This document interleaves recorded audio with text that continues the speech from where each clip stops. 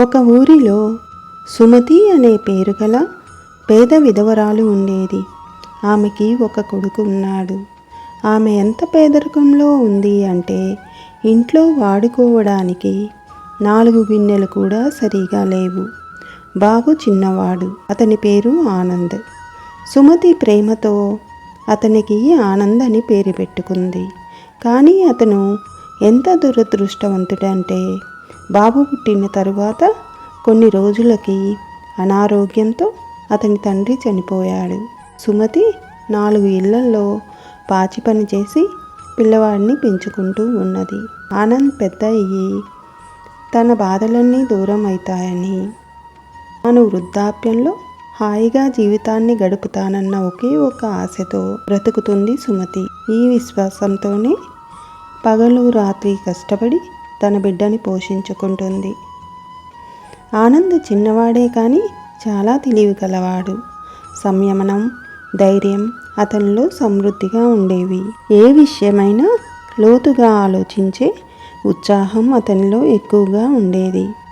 ఒకరోజు అతను వాళ్ళ అమ్మతో, అమ్మ, మనం ఎందుకు ఇంత పేదరికంలో ఉన్నాము?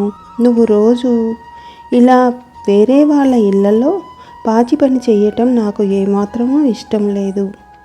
వారి దగ్గర ఎందుకు అంత డబ్బు ఉన్నది, మన దగ్గర ఎందుకు లేదమ్మా అని అడుగుతాడు.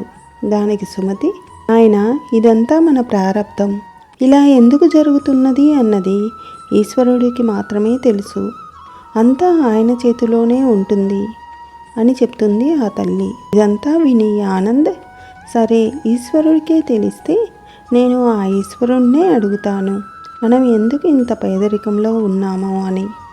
ఈశ్వరుడు ఎక్కడ ఉంటాడో చెప్పమ్మా అని అడుగుతాడు. సుమతి అప్పటికే బాగా అలసిపోయి ఉంటుంది. రాత్రి నిద్రకు ఉపక్రమిస్తూ బిడ్డడి జుట్టు సవరిస్తూ, బాబు, ఈశ్వరుడు పక్కనే ఉన్న అడవుల్లో ఉంటాడు, కానీ నువ్వు అక్కడికి వెళ్ళవద్దు అని చెప్పి కళ్ళు మూసుకొని నిద్రిస్తుంది. అది విన్న ఆనంద్, ఈశ్వరుణ్ణి వెతకాలి, ఎందుకు మేము ఇంత పేదరికంలో ఉన్నామో అడగాలి అని ఉదయమే లేచి అమ్మ పనికి వెళ్ళాక అని తన మనసులోనే ఆ క్షణాన్ని నిర్ణయించుకుంటాడు. అదే ఆలోచిస్తూ అలాగే ఆ రాత్రికి నిద్రపోతాడు. ఉదయమే లేచి అమ్మ పనికి వెళ్ళిన వెంటనే ఆనంద్ ఈశ్వరుణ్ణి వెతకడానికి పక్కన ఉన్న అడవిలోనికి వెళ్తాడు. మండుటెండలో ఆకలి దప్పులు మరిచి ఈశ్వరుడికై వెతుకుతూనే ఉంటాడు. అతని నిశ్చల భక్తికి కైలాసంలోని పార్వతీదేవి చెలించిపోతుంది. శివునితో, నాదా, ఆ బిడ్డడు మీ దర్శనానికై ఎంతగానో పరితపించిపోతున్నాడు. ఆ చిన్న పిల్లవాడిని అడవిలో క్రూర మృగాలు చూసినచో ఎంత అపాయం. అది ఏమీ ఆలోచించకుండా ఆ బిడ్డ మీ గురించే వెతుకుతున్నాడు, కర్ణించండి స్వామి అని అంటూ ఉండగానే ఇక్కడ అడవిలో ఆనంద్ని ఒక సింహం చూస్తుంది. వెంటనే ఆ సింహం ఆనంద్ కోసం పరిగెడుతుంది.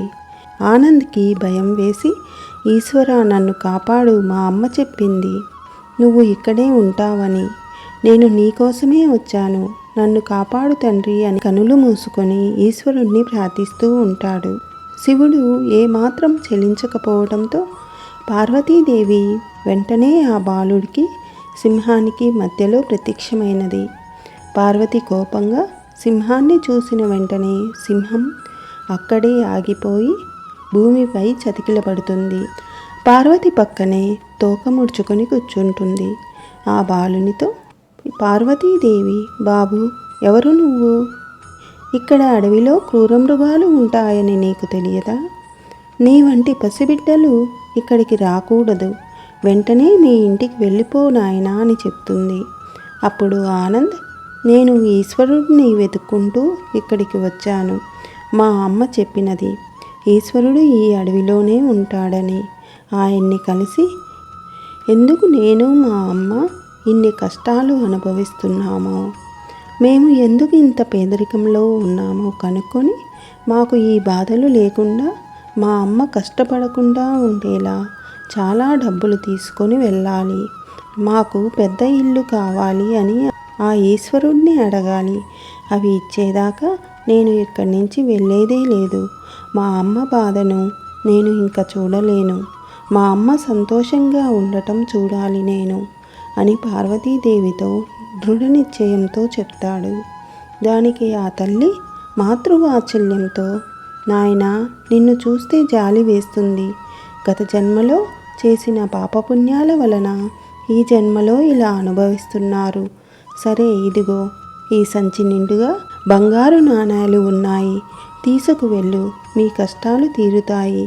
ఎప్పుడు ఇలా ఈ అడవిలోకి ఒంటరిగా రాకు అని చెప్పి ఆ బిడ్డని అడవి దాటించి అంతర్ధానం అవుతుంది. ఆనందంతో ఆనంద్ ఊరిలోకి ప్రవేశిస్తూ ఉండగా ఒక దొంగ కత్తితో బెదిరించి ఆ బంగారు నాణేలు తీసేసుకుంటాడు. అప్పటికే చీకటి ఆవరించి ఉంటుంది. ఆనంద్ ఏడుస్తూ అమ్మ ఇంటి దగ్గర ఎదురు చూస్తూ ఉంటుంది. రేపు ఉదయమే మళ్ళీ అడవిలోకి వెళ్ళి ఈశ్వరుణ్ణి పిలిచి జరిగినదంతా చెప్పాలి అని ఇంటికి వెళ్తాడు.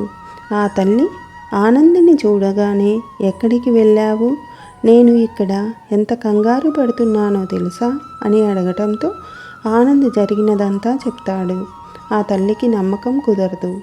స్నేహితులతో ఆడుకొని వచ్చి ఇలా నాకు అబద్ధాలు చెప్తున్నావా అని కోప్పడుతుంది. ఇంకోసారి ఇలా చెయ్యకు, నేను కొడతానేమోననుకొని ఇలా అబద్ధాలు చెప్పటం చాలా తప్పు. రా, అన్నం తిందాము అని చెప్పి అన్నం పెట్టి పడుకోబెడుతుంది. భోజనం చేసి ఇద్దరూ నిద్రిస్తారు. మరుసటి ఉదయం అమ్మ బయటికి వెళ్ళగానే వడివడిగా అడుగులు వేస్తూ అడవిలో పార్వతీదేవి బంగారు నాణాలు ఇచ్చిన ప్రదేశానికి చేరుకుంటాడు. ఈశ్వరా, ఈశ్వరా అని పిలుస్తూ ఉంటాడు. బిగ్గరగా అరుస్తాడు. ఎవ్వరూ రాకపోవడంతో, అమ్మా, నువ్వైనా రా అమ్మా, నిన్న వచ్చావు కదా, మరి ఈరోజు కనిపించవే. నువ్వు వచ్చేదాకా నేను ఇక్కడి నుంచి వెళ్ళేదే లేదు అని పార్వతీదేవిని పిలుస్తాడు. ఆ దయగల తల్లి వెంటనే ప్రత్యక్షమై, ఏమి నాయనా మళ్ళీ వచ్చావు? నిన్ను మళ్ళీ రావద్దు అన్నాను కదా అని మందలిస్తుంది. దానికి ఆనంద్, నేను ఏమి చెయ్యనమ్మా, నువ్వు నిన్న ఇచ్చిన బంగారు నాణేల మూట నన్ను బెదిరించి ఒక దొంగ ఎత్తుకుపోయాడు. అందుకే నిన్ను వెతుక్కుంటూ మళ్ళీ వచ్చాను అంటాడు.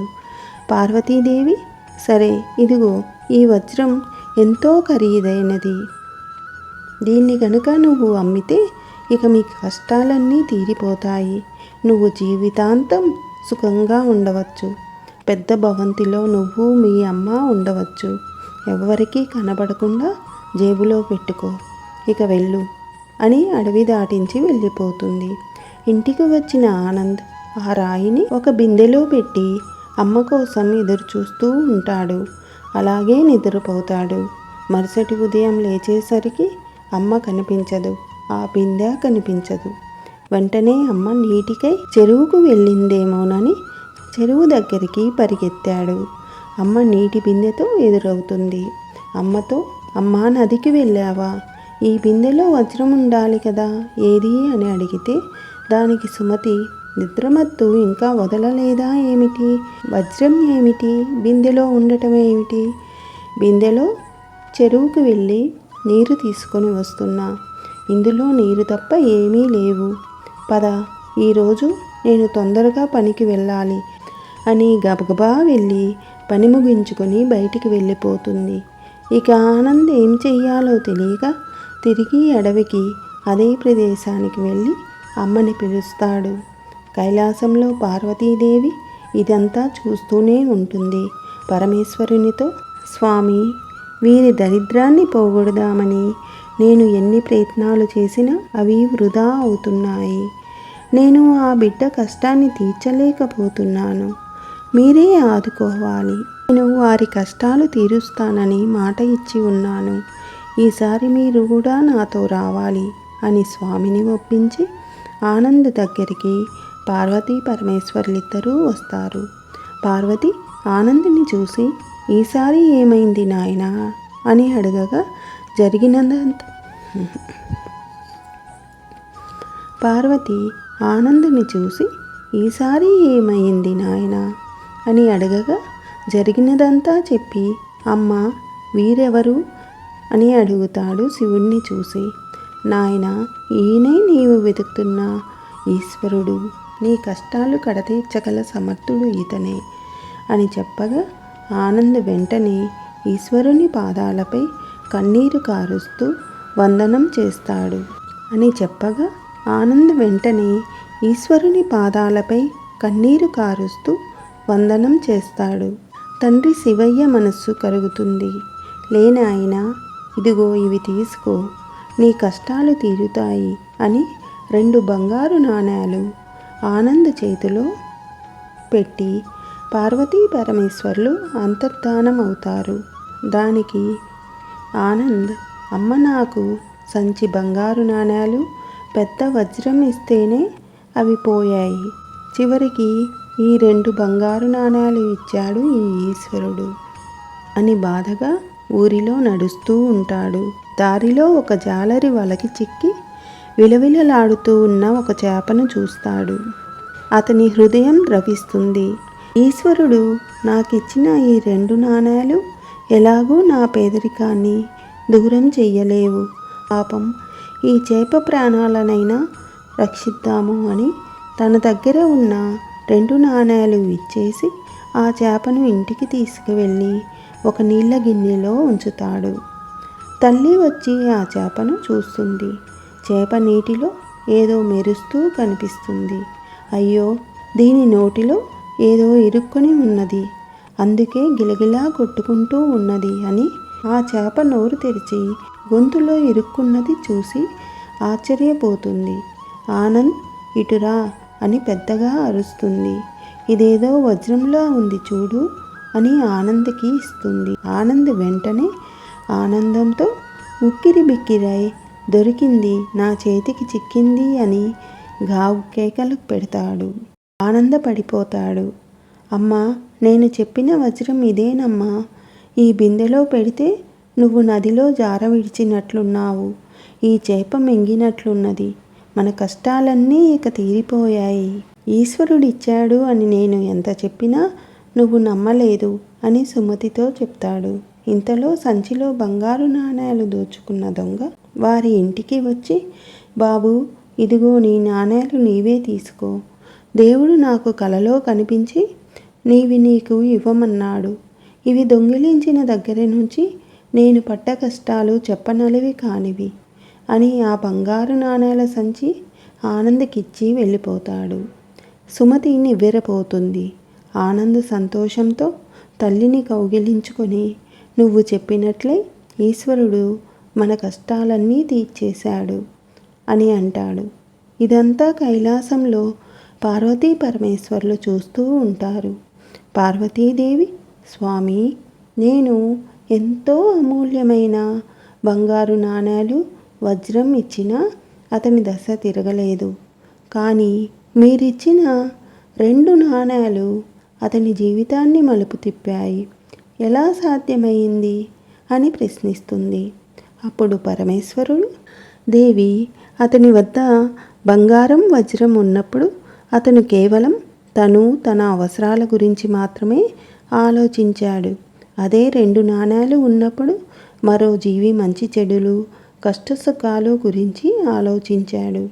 అతను చేసిన మేలే అతనికి సహాయపడినది. నిజానికి అది నేను చేయవలసిన పని అతను పంచుకున్నాడు.